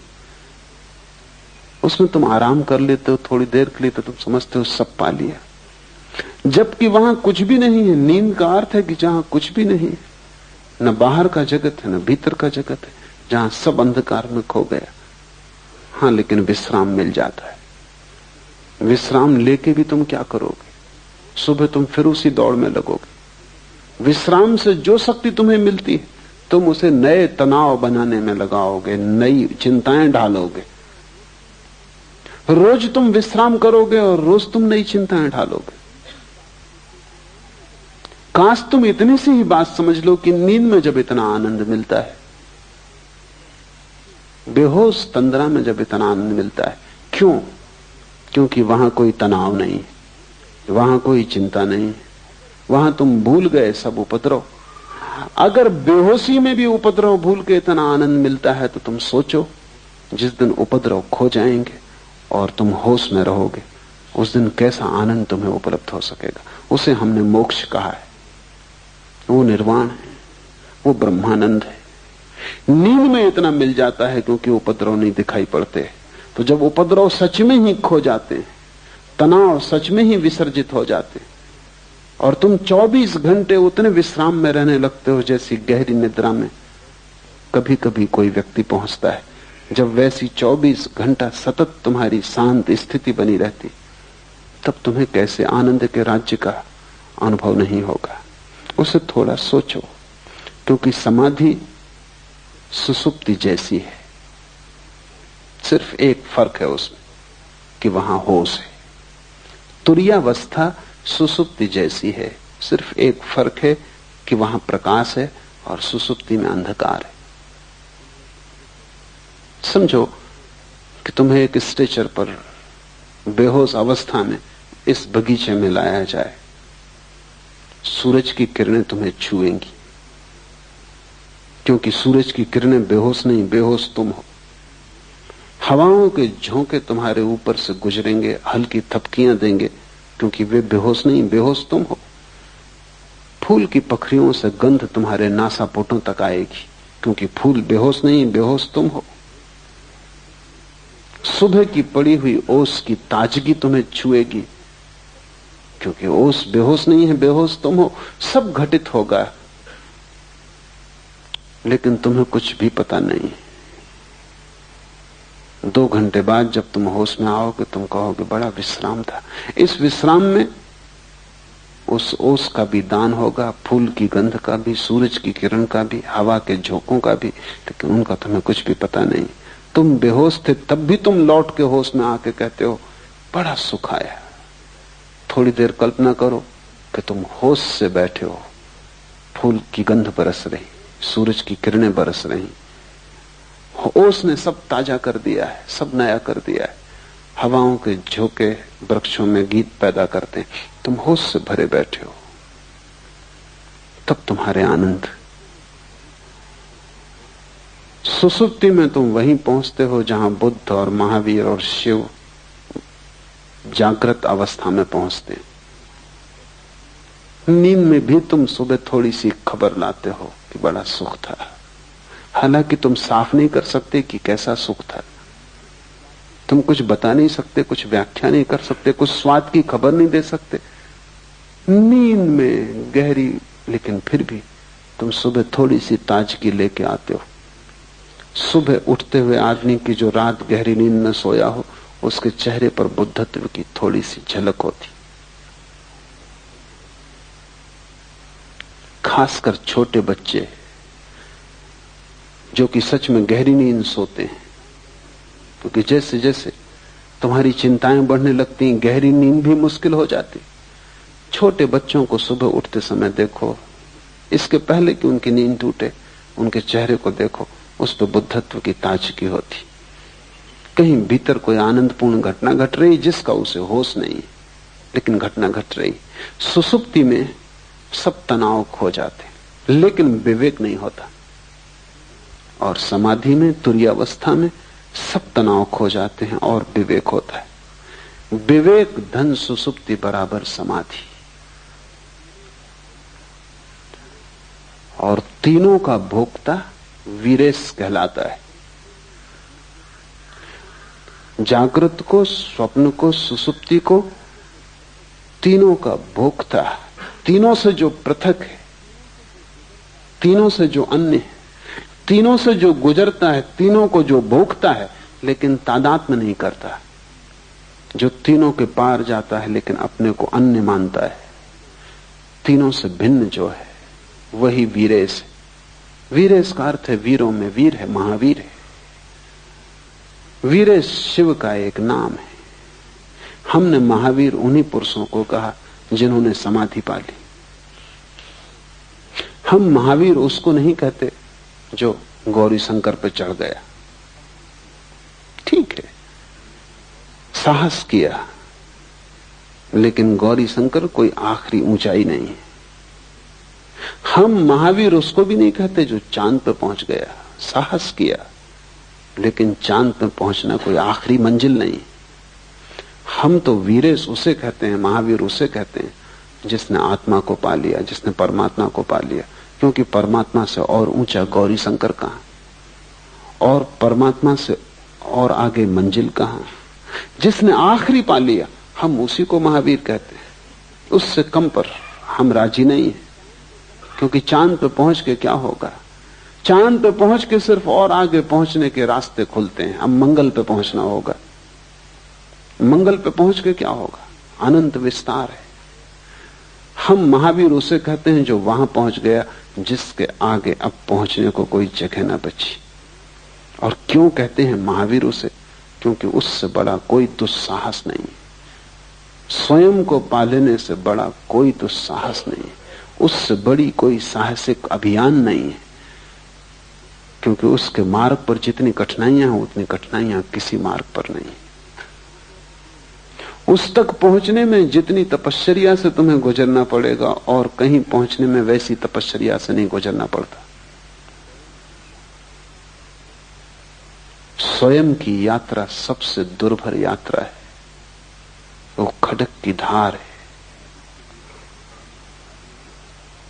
शायद इसीलिए तुम स्वयं से भागे हुए हो और संसार में अपने को यहां वहां उलझा रहे हो। शायद इसी कारण आत्मज्ञान की बात मन को पकड़ती भी है, फिर भी तुम हिम्मत नहीं जुटाते। कहीं कोई डर पकड़ लेता है। कठिन है, अकेले जाना होगा। सबसे बड़ी कठिनाई तो यह है कि दुनिया में सब जगह तुम किसी के साथ जा सकते हो, सिर्फ एक जगह है जहां तुम्हें अकेले जाना होगा। वहां पत्नी साथ ना होगी, भाई साथ ना होगा, मित्र साथ ना होगा, गुरु तक भी वहां साथ नहीं हो सकता, सिर्फ इशारा कर सकता है। बुद्ध ने कहा है, बुद्ध इशारा करते, जाना तुम्हें होगा। और अकेले होने में डर लगता है। और चारों तरफ इतने लोग हैं, इतने सपने हैं, सपनों में कई तो बड़े मधुर सपने,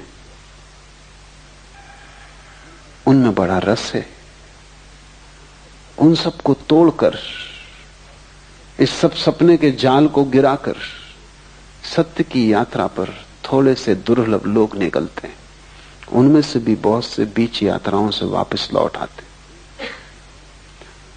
लाखों में एक उस यात्रा पर जाता है, क्योंकि बड़ी कठिन है। और लाखों जाते हैं, उनमें से कोई एक पहुंच पाता है। इसलिए हमने उस अवस्था को वीरेश कहा है। तीन के पार जो चौथा तुम्हारे भीतर छिपा है वही गौरी शंकर है। वहीं पहुंचना है। और पहुंचने का रास्ता यह है कि तुम जागने में और जागो।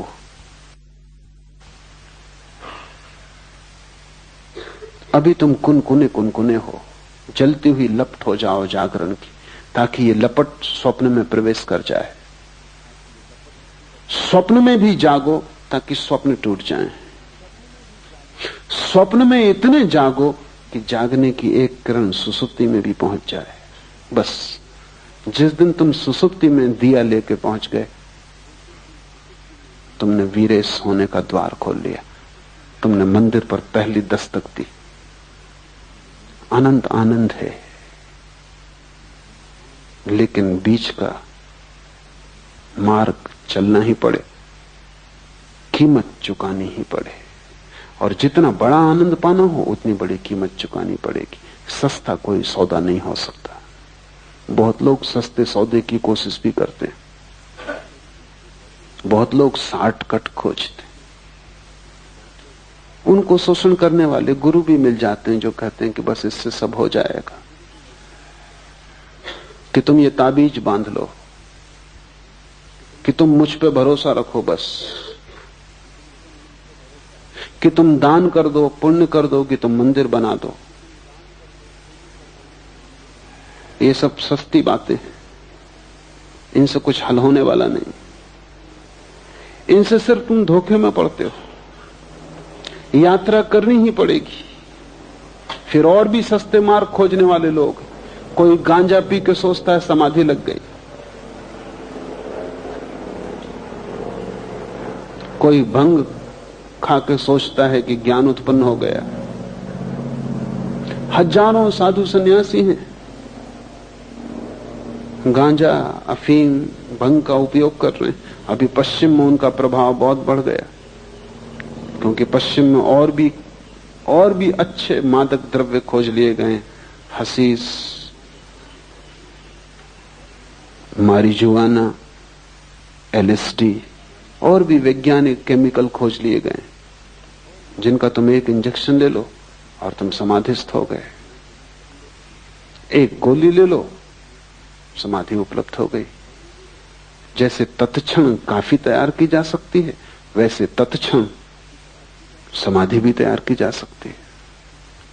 काश इतना सस्ता होता, और काश नशे में खोने से कोई ज्ञान को उपलब्ध होता, तो सारी दुनिया कभी की हो गई होती। इतना सस्ता नहीं है, लेकिन सस्ते की खोज मन करता है। मन चाहता है किसी तरह बीच का रास्ता कट जाए और हम जहां हैं वहां से हम सीधे मोक्ष में प्रवेश कर जाएं। बीच का रास्ता नहीं कट सकता, क्योंकि इस रास्ते से गुजरने में ही तुम्हारा मोक्ष आएगा। क्योंकि रास्ता सिर्फ रास्ता नहीं है, रास्ता तुम्हारा विकास भी है। यही तकलीफ है। बाहर तो हो सकता है लंदन से हवाई जहाज उठता है, सीधा बंबई उतर जाए, बीच का रास्ता काट दिया। लेकिन लंदन से जो आदमी बैठा वो बंबई में वही आदमी उतरेगा जो लंदन से बैठा था। कोई दूसरा आदमी नहीं उतर सकता। उसमें कोई विकास नहीं हुआ। ये यात्रा बाहर की है, लेकिन तुम जहां हो यहां से मोक्ष में उतरने का कोई हवाई यात्रा नहीं हो सकती। और जो भी कहते हैं हो सकती, वो धोखा देते, क्योंकि ये यात्रा एक बिंदु से दूसरे बिंदु की यात्रा नहीं है, एक जीवन स्थिति से दूसरे जीवन स्थिति में प्रवेश है। बीच के मार्ग से गुजरना ही होगा, क्योंकि उस गुजरने में ही तुम निखरोगे, जलोगे, बदलोगे। उस गुजरने की पीड़ा से ही तुम्हारा विकास होगा। वो पीड़ा अनिवार्य है।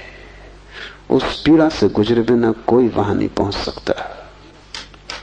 और तुमने अगर कोई संक्षिप्त रास्ता खोजा तो तुम सिर्फ अपने को धोखा दे रहे हो। पश्चिम में संक्षिप्त की बड़ी तलाश है, इसलिए महेश योगी जैसे व्यक्तियों का बड़ा प्रभाव है। उस प्रभाव का कुल कारण इतना कि वो कहते हैं कि हम जो कह रहे हैं ये जेट स्पीड है। हम जो कह रहे हैं ये छोटा सा जो मंत्र है, रोज 15 मिनट कर लेने से तुम सीधे पहुंच जाओगे। कुछ और करने की जरूरत नहीं। न तुम्हारे आचरण को बदलने की जरूरत है, न तुम्हारे जीवन को बदलने की जरूरत है, न तुम्हें कुछ खोना है बाहर की दुनिया में, कुछ करना नहीं है, बस तुम्हें बैठ के 15 मिनट विश्राम करके ये मंत्र का जाप कर लेना। बस ये मंत्र सब कुछ है। मंत्र कीमती चीज है पर सब कुछ नहीं। और मंत्र से सपने काटे जा सकते हैं, सत्य नहीं मिलता। सपना काटना सत्य के मिलने के मार्ग पर एक हिस्सा है। लेकिन मंत्र कोई दोहरा के कोई समझता हो कि सब हो गया, कि कोई माला फेर के समझता हो कि सब हो गया, तो वो बचकाना है। वो भी योग्य भी नहीं है, समझ के भी योग्य नहीं, पहुंचने की तो बात दूर है। दूभर है मार्ग, उस दूभर से गुजरना होगा। और इसलिए ये सूत्र कहता है उद्यम चाहिए, इतनी महान प्रयत्न करने की आकांक्षा चाहिए, अभीप्सा चाहिए कि तुम अपने को पूरा दांव पर लगा दो। मोक्ष खरीदा जा सकता है, लेकिन तुम अपने को पूरा दांव पर लगा दो तो ही, इससे कम में नहीं चलेगा। कुछ और तुमने दिया वो देना नहीं है, वो कीमत नहीं चुकाई तुमने। अपने को पूरा दे डालोगे तो ही कीमत चुकती है और उपलब्धि होती है। आज इतना ही।